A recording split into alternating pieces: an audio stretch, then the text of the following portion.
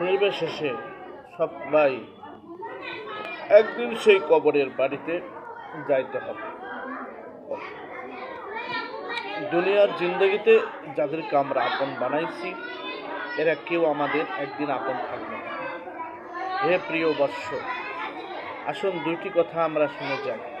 আল্লাহ রাসূল সাল্লাল্লাহু আলাইহি ওয়াসাল্লাম বলেছেন, তুমি যখন মৃত্যুবরণ করবে, মৃত্যুর আগে তোমার মৃত্যুটাকে, তোমার জীবনকে বড় নিয়ামত মনে করবে।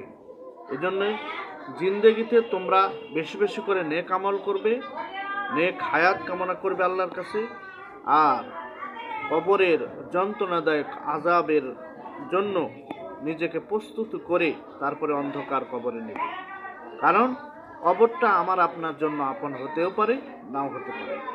এজন্য আসুন আমরা একনিষ্ঠভাবে সেই আল্লাহর রসুলের সেবক হয়ে রসুলের বিধান মোতাবেক চলে তারপরে কবরে যাব ইনশাআল্লাহ।